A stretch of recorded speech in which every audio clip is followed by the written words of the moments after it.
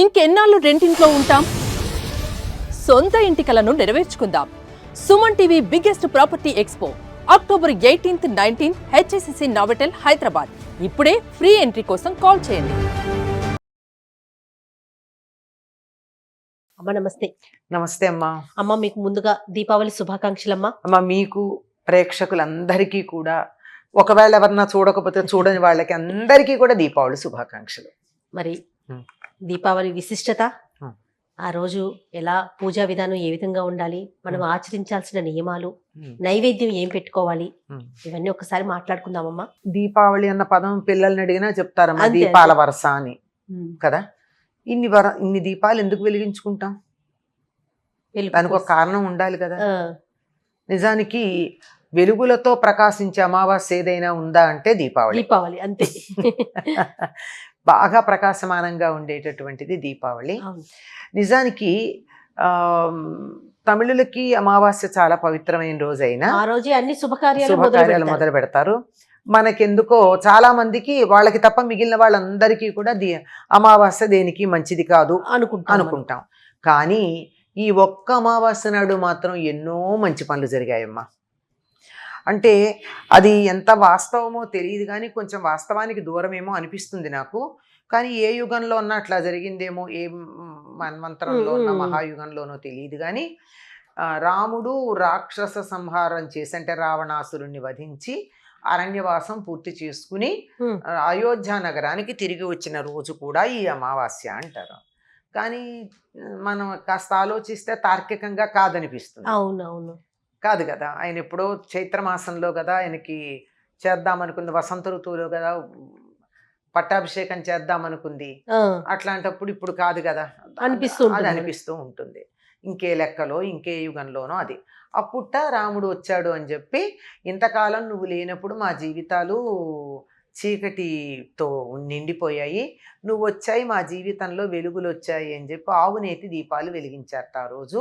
అందుకని దానికి సంకేతంగా అన్నీ చేస్తారు అంటారు. సరే, ద్వాపర యుగంలో సంగతి మనకి తెలుసు. చతుర్దశి నాడు, అంటే ముందు కృష్ణ చతుర్దశి నాడు కృష్ణుడు నరకాసురుని సంహరిస్తే, అప్పటి వరకు తమ జీవితంలో వెలుగులు లేవు, జీవితం అంతా చీకటిగా ఉంది అని ప్రతీకాత్మకంగా అనుకోవడమే కాదు, నిజానికి నరకుడి బాధకి తట్టుకోలేక దీపాలే వెలిగించుకోకుండా చీకట్లో మగ్గారు జనాలు. అంచేత ఆనందంగా ఇన్నాళ్ళు కరువు తీరా దీపాలు వెలిగించుకున్నారు. అంటే దీనికి ఇంకొక విశేషం కూడా ఉందమ్మా, జ్యోతిష్ శాస్త్రపరమైనటువంటి అంశం. వీడు పరిపాలించింది ఏమిటి? కామరూప, అంటే ప్రస్తుతం అస్సాం అంటున్నాం. దానికి ఉన్న ఇంకో పేరు, అందులో ఉన్నటువంటి రాజధాని పేరు ఏమిటి? ప్రాగ్ జ్యోతిషం. ప్రాక్ అంటే తూర్పు, జ్యోతిషం వెలుగు వచ్చేది, అంటే ముందు వెలుగు వచ్చే దేశం. మనం ఏమంటాం, మొట్టమొదటి సూర్యోదయం చూసేది జపాన్ అంటాం కదా. అవును, అంటే మనకి ఈశాన్య వైపునుంది. ఇది కూడా మన దేశంలో, భారతదేశంలో ఈశాన్యాన ఉన్నది అస్సాం. అక్కడ మొట్టమొదటి సూర్యోదయం అవుతుంది. ఇప్పుడే మీరు గమనించారో లేదో, రాత్రి 2:30-3 గంటలకు సూర్యోదయం అవుతుంది అక్కడ. సూర్యాస్తమయం రాత్రి 9ంటికి అవుతుంది. తెల్లారుజామున 2ంటికి 2:30కి సూర్యోదయం అవుతుంది. సూర్యోదయం చూడాలన్న కోరికతో రాత్రంతా మేలుకుని ఉంటే తప్ప సూర్యోదయం చూడలేము అక్కడ మనం. ప్రాగ్ జ్యోతిషం మొట్టమొదట వెలుగు రేఖలు వచ్చేటటువంటి దేశం గనక దానికి ప్రాగ్ జ్యోతిషం అని పేరు. దాన్ని పరిపాలించాడు వీడు నరకాసురుడు. పరిపాలిస్తే భూదేవి కుమారుడు గనక భూమి మీద ఉన్నటువంటి సమస్తమైన సంపదలకి అధిపతి వాడే అవ్వాలి కదా వారసత్వంగా. అన్ని సంపదలకి వారసుడైనా అన్నీ తానే అనుభవిస్తాడా? అనుభవించలేడు కదా. అందరికి ఇప్పుడు నేను వారసుడిని అని చెప్పి కొడుకు తండ్రి ఆస్తిని అనుభవిస్తూ తన భార్యకి, పిల్లలకి, దాసదాసీ జనాలకి, పరివారానికి, పక్క వాళ్ళకి పెట్టకుండా అనుభవించాడు కదా. అవును, వీడికి అదే దుర్మార్గం వచ్చింది. ఆ దుర్మార్గంలో ఏం చేశాడు? మొదట వచ్చినటువంటి వెలుగు రేఖలు నాకే ఉండాలి, లోకానికి వెలుగు లేకుండా చెయ్యాలి అని ఆలోచించాడు. మొదట అక్కడ కదా సూర్యకాంతి పడేది, అవును, అది ఇంకోళ్ళకి వెళ్లకుండా చూడాలన్నాడు. అందువల్ల వాడిని సంహరించేస్తే మాకు వెలుగు కావాలి అని చెప్పి అమావాస్య అయినా అర్ధరాత్రి అయినా దీపాలు వెలిగించుకున్నారు అని జ్యోతిష్ శాస్త్రపరంగా, ఖగోళ శాస్త్రపరంగా, భూగోళ శాస్త్రపరంగా దీనికి సంబంధించిన సమన్వయం మనకి పెద్దలు చెప్తారు. కదా. ఎంత ఇతివృత్తం ఉందమ్మా ఇందులో. ప్రతి దానికి సింబాలిక్ అమ్మా. ఆ. యాజ్ అబౌవ్ సో బిలో అని బైబిల్లో ఉమ్. చెప్పింది ఏదైతే ఉందో, ఆ, అశ్వత్థమేనం సువిరూఢమూలం అని చెప్పి దానికి ఏమిటి, తస్య శాఖ ప్రస్తుత, దాని శాఖలు ఎక్కడుంటాయి అంటే నేల మీద ఉంటాయి, వేళ్ళేమో పైన ఉంటాయని ఉంటాయి కదా అంటాం మనకి కదా. చెప్పేది. అలా ఉండేటటువంటి అక్కడ ఉన్నవి ఏమున్నాయా, ఇక్కడే ఉంటాయి. ఖగోళంలో కనపడే అన్ని అంశాలు భూలోకంలో మనకి ఇతివృత్తాలుగా కనపడుతూ ఉంటాయి. ఇది అతి మామూలుగా చెప్పాను, నేనేం లోతుగా చెప్పట్ల, ఊరికే అలా ఉంది అని తెలియజెప్పడానికి. అట్లా ఉండేటటువంటి ఈ దీపావళి నాడు ఎన్నో శుభాలు జరిగాయి. ఉమ్, ఈ రోజునే లక్ష్మీదేవి అవతరించింది. లక్ష్మీదేవి అవతరిస్తే ఏం జరిగిందమ్మా అంటే, లక్ష్మీదేవి అవతరిస్తే దేవతలకి వాళ్ళ పూర్వపు కాంతి తిరిగి వచ్చినందువల్ల దేవతలు చేసుకుంటారు ఈ పండగని. ఉహుం. ఎందుకంటే ఒకప్పుడు దుర్వాసోముని ఒక పూలదండ, తనకి విష్ణువు ఇచ్చిన పూలదండ తీసుకెళ్ళి ఇంద్రుడికి ఇస్తే, నేను ఐరావతం మీద కూర్చున్నాను, నాకు తన మెడలో దండ ఇస్తాడా వేసుకున్నది నిర్మాల్యం అని చెప్పి దాన్ని పడేశాడు. విష్ణువు విష్ణువు సారీ కాదు, ఇంద్రుడు. ఇంద్రుడు పడేస్తే ఇక్కడ ఏనుక్కేశాడు. మనం చూడు దండలిస్తే కార్లకు పెడతామే అట్లా అవును. తన మెడలో వేసుకోకుండా అవమానంగా.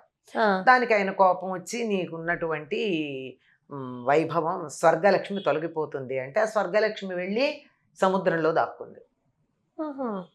మరి ఎట్లా అందరూ శక్తిహీనులు అయిపోయారు దేవతలందరూ. మళ్ళీ మాకు ఎట్లా ఎట్లా ఎట్లా అంటే, అందులో నుండి లక్ష్మీదేవి ఉద్భవించినప్పుడు మీకు మీ స్వర్గానికి కాంతి కలుగుతుంది లక్ష్మి అన్నారు. వస్తుంది. లక్ష్మి. ఆ, అందుకని సముద్ర మథనం జరిగినప్పుడు ధనత్రయోదశి నాడు ఆయన పుట్టాడు కదా, ఆ, ధన్వంతరి. ధన్వంతరి. ఆ, అమావాస్య నాడు అమ్మవారు పుట్టింది. ఆహా. అమావాస్య నాడు అమ్మవారు పుట్టింది. అప్పుడే తర్వాత అమృతం అన్నా చెల్లెళ్ళు అనుకోవాలి మనం, అంతే కదమ్మా. అంతే కదా. ధన్వంతరిను అంతే. లక్ష్మీదేవి. మరి తమ్ముడేమో చంద్రుడు. ఆ, ఇట్లా అందరూ ఐరావతం ఉచ్చైశ్రమం ఎన్ని వచ్చాయి అందులో నుంచి. అవును అవును. అలా వచ్చి లక్ష్మీదేవి విష్ణువుని వివాహం చేసుకుంటుంది. కొంతమంది ఈ రోజు లక్ష్మీ కళ్యాణం కూడా చేస్తారమ్మా. ఆహా. లక్ష్మిని పూజిస్తాం మనం మామూలుగా ఆ, మనం పుట్టినరోజు అనుకుంటాం. అనుకుంటాం. అంతే, ఆ రోజే కదా వెంటనే జన్మించారు జరిగింది. ఆవిడ. సరే, ఆవిడ జన్మించింది ఎప్పుడైతే లక్ష్మిని వరిస్తుందో అప్పుడు స్వర్గానికి మళ్ళీ పూర్వపు లక్ష్మీ కళ. వైభవం వస్తుంది అంటే దేవతలందరూ సంతోషించి దీపాలు వెలిగించుకున్నారు. వాళ్ళు ఓహో. ఆనందానికి దేవలోకంలో చేసుకుంటారు, మానవలోకంలో చేసుకుంటారు, సిక్కులు చేసుకుంటారు, బౌద్ధులు చేసుకుంటారు, జైనులు చేసుకుంటారు. ఈ అన్ని పండగ మతాల వారు.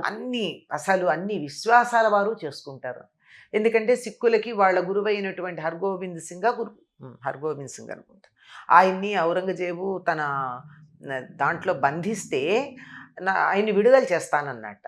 విడుదల చేస్తానంటే, నాతో పాటు బంధించిన అనుయాయుల్ని వదిలిస్తే తప్ప నేను విడుదల కానన్నట్ట. అది దీపావళి నాడు జరిగింది. అందుకని దానికి త్యాగానికి సంకేతంగా వాళ్ళు దీపాలు వెలిగించుకుంటారు సిక్కులు ఈ రోజు.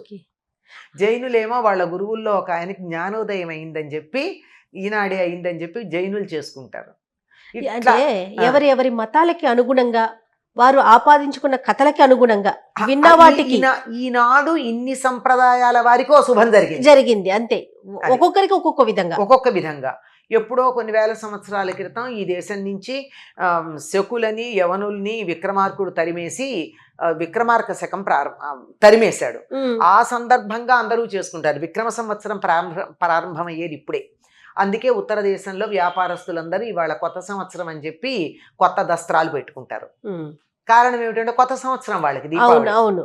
ఎందుకంటే విక్రమ సంవత్ అని చెప్పేటటువంటి విక్రమార్క యుగం మొదలయ్యేది. ఇప్పుడు విక్రమాదిత్యుడు వాళ్ళని యవనులు శకులు మొదలైనటువంటి వేద ధర్మానికి విరోధులైన వాళ్ళందరినీ తరిమేసి మళ్ళీ ధర్మ సామ్రాజ్యాన్ని స్థాపించాడు. ఇలా ఇన్ని రకాల గాథలమ్మా, ఎన్ని శుభకార్యాలు జరిగాయో ఈ అమావాస్య నాడు. అందుకని ఈ అమావాస్యని మనం పరమ శుభప్రదంగా భావించుకుంటాము. మీరు ముందే చెప్పినట్లుగా మిగతా అమావాస్యల రోజును మనం అంత శుభకార్యాలు చెయ్యం, దాన్ని ఒక అశుభంగా భావిస్తాం. ముందు రోజు కూడా చెయ్యం. కానీ ఇప్పుడు చూడండి, దీపావళి అమావాస్యకి అన్ని ప్రాంతాల వారికి, అన్ని మతాల వారికి, అందరికి మంచి జరిగింది.